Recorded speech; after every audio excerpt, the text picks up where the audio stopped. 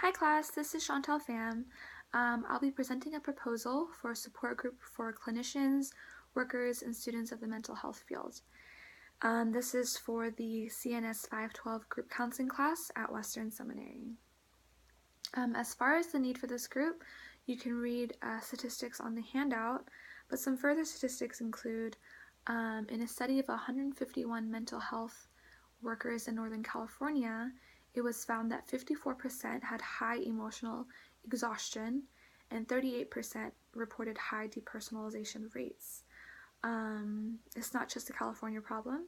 In a Swedish study of over 1,000 service workers in 2008, burnout was associated with increased depression, anxiety, sleep problems, impaired memory, neck and back pain, and alcohol consumption. I also found a study of a recent program for supporting community mental health workers.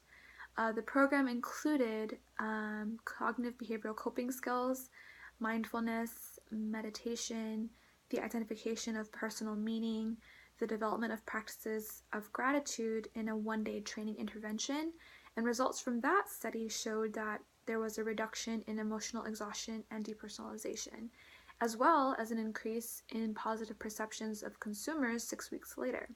So I wanted the support group to parallel some of the strategies used in this program for community mental health workers. So how I would start this group would be to first communicate a proposal to Santa Clara County and NAMI, the National Alliance for Mental Health. I would set a meeting location, and I'd want it to be at a hotel or at a restaurant and be able to serve appetizers to encourage members to come, but also so that it would be a neutral space that was separated from any ideas of clinical work or study. I would then design a flyer and send it out to mental health organizations and student education programs. And then I would visit those various locations like Momentum or San Jose State MSW program or Western Seminary. And then, of course, I would pray that people would come. Goals of the group include to help members experience lower levels of depression and anxiety, and also to help members have an increased feeling of connectedness, joy, hope, and resiliency. So for the group, I plan on not having any official pre-meetings or screenings of individuals before the group sessions begin. I can just imagine how much work it would be for a clinician to just show up to one of these groups, and so I wanted it to be kind of a casual drop-in culture, though the group will be meeting for a total of 12 sessions, and the structure is 3 cycles of 4 meetings. So even though there's a drop-in culture and a format for the initial members coming, it would be recommended to members to at least attend 4 meetings for it to be effective. And ideally the meetings would take place on Saturdays from 10 to noon, as that's an optimal time for people to meet. As far as the procedure, the group would meet as a whole for 30 minutes, and then there are breakout groups that last for 60 minutes, and then the group then meets together again for 30 minutes. So in the first 30 minutes, the facilitator goes over screenings of anxiety and depression, a mindfulness activity, an icebreaker, rules, and the breakdown of the group's overall group structure. And then the members would number off about 1 through 4, so there would be a 1 to 4 ratio for the breakout groups as far as facilitator to members. Facilitators are actually going to be the members who show up. So the peer facilitators for these breakout groups would be volunteers that are asked upon by the facilitators.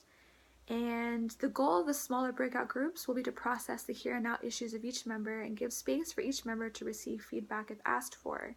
The peer facilitator will be responsible for dividing the time per how many members are in their group, including themselves. After that 60 minutes of the process breakout group, The group then regroups for 30 minutes for general discussion and questions, and then the gratitude exercise at the end. And then any members who have completed at least 4 sessions will be asked to complete the depression anxiety screening as well as the survey. As far as anticipated issues, I'm going to skip over that and talk about that more during the problems per stage that could happen. Roles within the group are facilitator, peer facilitator, and members. So the facilitators are to adopt a peer stance and not an expert stance during the group. The focus is on support through relationship and creating an atmosphere and culture for individuals to be who they are at a deeper level so they can reach a refreshed state of being. The facilitators will not be asked or directed to use techniques or direct interventions. They will not be asked to suggest role-playing or encouraged to take on that role. The role is primarily administrative and will loosely resemble facilitators from the cognitive behavioral approaches. Therefore, the group structure is going to ask the facilitator to take on a relationship-oriented role without leading kind of the experiments common to the experiential and relational oriented approaches. All the members, including the peer facilitators, will be asked to follow the rules of the group, and hopefully everyone will lay down their roles as helpers and integrate themselves into a team that works together for the agreed upon goals of stress relief, anxiety reduction, and increased joy by just listening to their here and now problems. Despite members having clinical backgrounds, there's still going to be ethical considerations. So confidentiality will be addressed in the rules portion of the group, but we will not ask members to sign an informed consent form. The members will have the freedom to withdraw at any time because the group is focused on reducing stress and anxiety for its members and not adding more to their to-do list.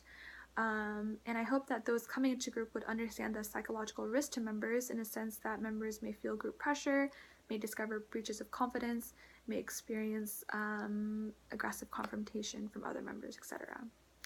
So now I'm going to go over some of the problems that may arise per stage. So in the initial stage, there will most likely be kind of a culture of cross-talking. It might be difficult to develop strategies against this because of the peer-led nature of the group. Members may use this setting to measure themselves up to one another and be overtly competitive. So the crucial character of trust within the group may not be created, and members may choose to disclose less than what would be effective. In the transition stage, conflict and struggle for control are the main issues.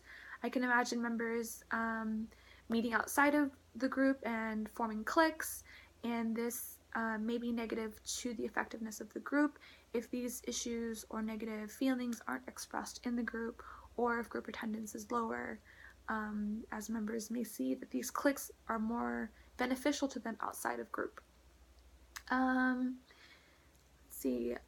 In the working stage, what defines that is the inclusion and trust factors that have been built through the members' interaction with one another.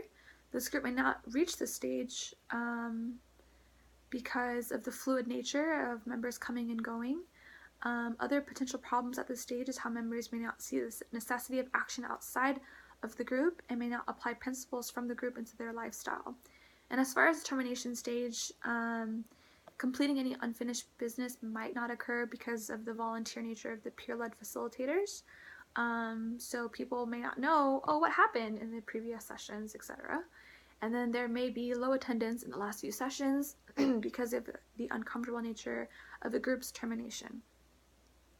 I'm not going to go into depth as far as comparing the different theoretical approaches used in the creation and culture of the group, though I will say this group uses an integrated approach of all of the below approaches in the handout: psychodynamic, experiential, relationship-oriented, cognitive behavioral, and postmodern. The group format creates an open space for members to talk about their past and their present thinking and experiences in their breakout groups. This is characteristic of psychodynamic and cognitive approaches respectively. Also, the group contains mindfulness and gratitude exercises, which root themselves in the cognitive and dialectical behavioral approaches. And the topic questions used in the breakout groups are based off of cognitive behavioral therapy because there's a focus on bringing awareness to members of their thoughts and actions to stir up conversations for members' here and now issues. And the group takes concepts from the postmodern approaches in that the culture and process of the group emphasizes how the member is the expert of their own life. So, this concludes the presentation of my proposal for a support group for mental health clinicians and students. Thank you so much for watching, and I hope you enjoyed it.